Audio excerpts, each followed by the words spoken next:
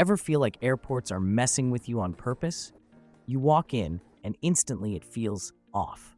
The hallways curve strangely. Coffee shops are always out of reach. You swear someone designed this place to confuse you, or at least squeeze every dollar they can while you're half awake. Well, they did. In this video, I'm pulling back the curtain on 15 sneaky tricks airlines and airports hope you never figure out. Not the usual get there early stuff. These are real hacks used by frequent flyers to save cash, skip headaches, and quietly beat the system. The best part? You don't need points, perks, or a platinum card. Just a few smart moves, and suddenly you're flying like you've cracked the code. Oh, and make sure you stick around for tip 14, because it'll change the way you look at your suitcase wheels forever. Let's get into it. First up, a trick that feels almost too simple, but it actually works. Did you know rideshares like Uber and Lyft add an extra charge just for airport pickups? Depending on the airport, that fee can be $4, $10, even $15 on top of whatever surge pricing is already happening. Add in the crowded pickup zones and the long walk through parking garages, and that cheap ride suddenly feels a lot less cheap. So what do seasoned travelers do? They grab a hotel shuttle, free, fast, and way less stressful. Most major airport hotels, Holiday Inn, Best Western, Marriott, offer free shuttles between the terminals and their front doors. So smart flyers use these as a link. Ride it to the hotel, then order your Uber from there. No airport fee, no chaos, usually a faster pickup too. And surprise, no one checks if you're actually staying there. I've done this plenty of times. Landed at LAX, walked right onto a nearby hotel shuttle, ordered an Uber from the lobby, and it showed up in 2 minutes. Clean, calm, no $7 surprise fee tacked on. And there's another underrated perk: safety. Some airport pickup zones are tucked into dark, sketchy corners of multi-level garages, but hotel lobbies? Bright, monitored, easy to spot your ride. So next time you fly, do a quick Google search for nearby hotels with free shuttles. It's one small detour that can save you money, time, and a whole lot of stress. And something tells me the airport doesn't exactly want you to know that. You know what kills the airport vibe faster than anything? That snaking, soul-sucking security line. You're still half asleep, clutching your boarding pass, and wondering if your belt will be the one that sets off the alarm this time. But what if I told you could skip that whole line without paying for TSA pre-check, without flying business class, without even flashing a fancy credit card? Some airports now let you reserve a free time slot to go through security. It's called Reserve Security or Express Lane, and it's like having a backstage pass without the price tag. The process is super simple. The night before your flight, go to the airport's website, pick a time window, say 9:15 to 9:30, and you'll get a QR code. When you show up, you scan it at a designated lane, breeze past the crowd, and go straight in. No guessing. No snaking through 20 zigzags of stanchions. Just in. Airports like Orlando, Seattle, Amsterdam, London Heathrow, they've all started rolling this out. And the wild thing? Hardly anyone uses it. Why? Because they don't advertise it, which is exactly why it works. Think about it. If everybody knew, it wouldn't be fast anymore. Next time you're flying, quickly type your airport name plus reserve security time into Google. It takes 2 minutes to book and can save you enough time for coffee, a bathroom stop, or just a calmer walk to your gate. Free, easy, and it's exactly the kind of thing airports hope you don't figure out. This tiny trick that feels like a joke until you try it and breeze past a dozen people stuck in line. When you walk into the security area, what do? You drift right. It's instinct, especially in countries like the US, where over 85% of people are right-handed. Without thinking, you follow the crowd and form a slow, clunky queue at the first few lanes. However, if you stop for 2 seconds, scan the entire setup, and veer left, you'll usually find shorter lines, faster-moving agents, and less chaos. I learned this the hard way. One morning at LAX, I followed the herd. 20-minute wait, grumpy people, trays everywhere. The guy behind me? He looked once, walked left, and was through in 5 minutes. I saw him sipping a latte at the gate before I even got my shoes back on. Since then, it's been my go-to move. Doesn't cost a thing. No app needed, just one smart turn. One more thing most people miss: the farthest lanes, especially ones a little out of sight, tend to be even emptier. Most people stop at the first option they see. Walk a few extra steps, save yourself 10 extra minutes. If you've ever stood at the baggage carousel watching suitcase after suitcase go by, but not yours, you know that sinking feeling. You start asking yourself, did it miss the connection? Did they lose it? Is it in Bermuda? The reality? Airlines misplace or delay millions of bags every year. Sure, they'll try to find yours, but their tracking systems? Let's say they're stuck somewhere around 2008. That's why seasoned travelers bring their own solution. They slip an Apple AirTag or Samsung Smart Tag into their suitcase, and from that moment, they're no longer guessing. They're watching it move, live on their phone. I've seen people land at JFK, check their phone, and immediately know their bag's still in Atlanta. Instead of waiting in line with everyone else, they walked straight to the desk, showed the map, and got it rerouted. No forms, no crossed fingers. Sometimes you'll even see your bag arrive at the carousel before you do. That's the kind of stress-free travel we all want. So for about $30, you can skip the panic and take control. Because when it comes to your suitcase, the smartest move is to stop hoping the airline gets it right and start knowing for yourself. Ever noticed how the airport feels different the moment you clear security? The floor changes, the lighting shifts, and somehow there's a smell of fresh-baked cookies, even though no one's actually baking. None of that is random, it's design. Airports are built to slow you down and nudge you into spending. That soft carpet under your feet, it's not for comfort. Studies show travelers move faster on hard floors, but when they hit the carpet, they subconsciously relax, linger, and start browsing shops. The lighting, bright and energizing around duty-free stores, dim and cozy near food courts. The goal is to nudge you, subtly, into buying what you don't need. And that smell of cinnamon buns or vanilla drifting through the terminal? Often synthetic. Pumped in to trigger nostalgia and appetite. Even the layout is strategic. Ever wondered why you're forced to walk through rows of expensive cologne and whiskey to reach your gate? It's not poor planning, it's funneling. Airports design narrow, one-way walkways that lead you straight past the most profitable stores. No shortcuts, no escape. Once you start noticing it, you can't unsee it. That relaxing post-security zone, it's not a break, it's a trap. Next time you feel like grabbing a pricey snack or that today-only deal, take a second and ask yourself, do I really need this? Duty-free sounds like a great deal. No tax, airport exclusive, limited time offer. But don't let the label fool you. Just because it's duty-free doesn't mean it's cheaper. In fact, plenty of things cost more than they do at your local store.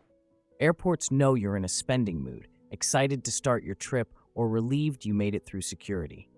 That's when your brain is most vulnerable to impulse buying. And duty-free shops are built to take full advantage of that moment. Many products are bundled into airport-only sizes or gift packs, making price comparison harder.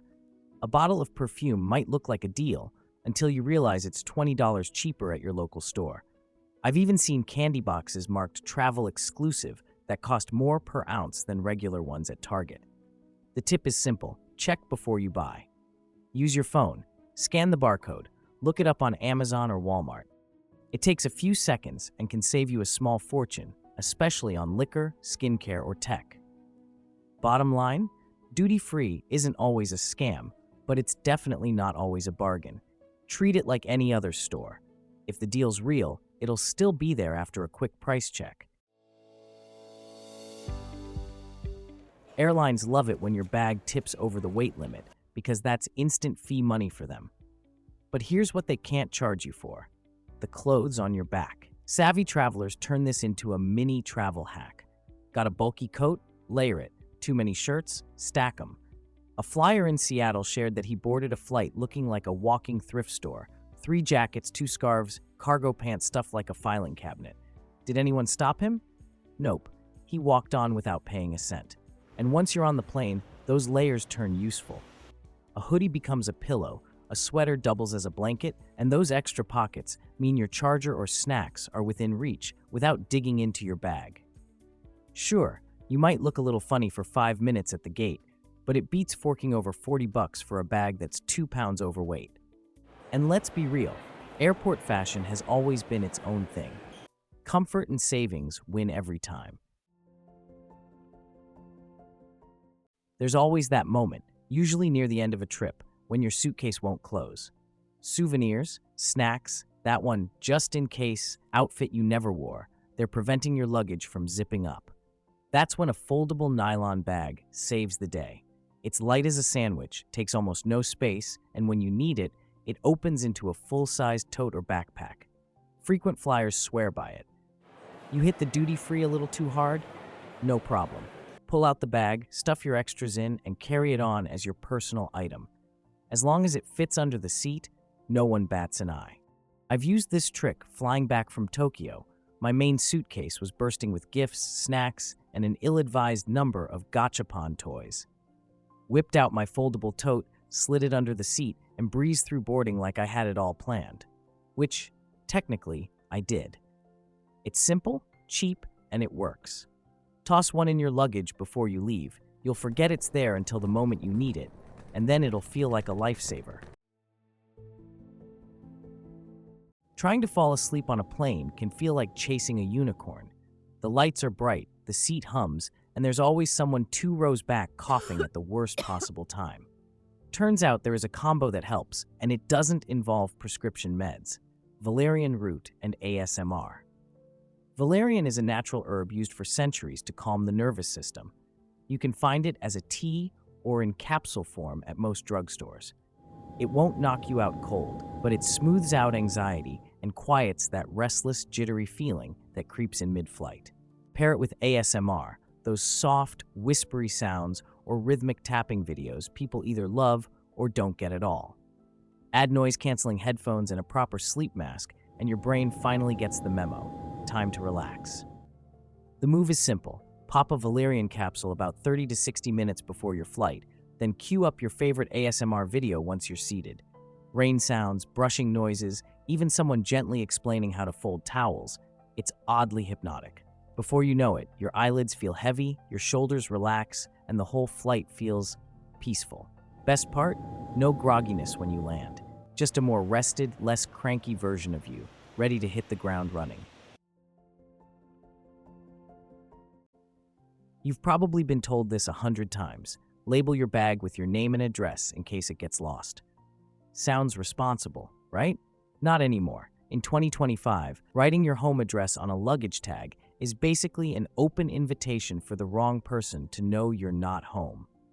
And yes, there have been actual cases of burglaries that started with someone reading a tag at the airport. Think about it. You're standing in line, your suitcase is right there, tag swinging in plain sight. All it takes is one glance for someone to know who you are, where you live, and that you're clearly on your way out of town. That's not a lost and found solution. It's a security risk. So what should you write instead? Your name, your phone number, maybe an email address. That's it. Enough for someone to contact you if your bag goes missing without giving away your front door. Or go one better. Use a smart luggage tag with a QR code that links to a secure contact page. No address, no oversharing, and you can update it anytime. Because if your bag ever decides to take its own vacation, the last thing you want is for it to give away the keys to your castle. There's a simple way to avoid travel meltdowns before they even start. Fly early. Morning flights are your best shot at leaving on time, arriving on time, and avoiding the domino effect of delays that stack up throughout the day. One late departure at 8 a.m. can ripple across dozens of flights after it, especially at major hubs like Chicago, Atlanta, or JFK.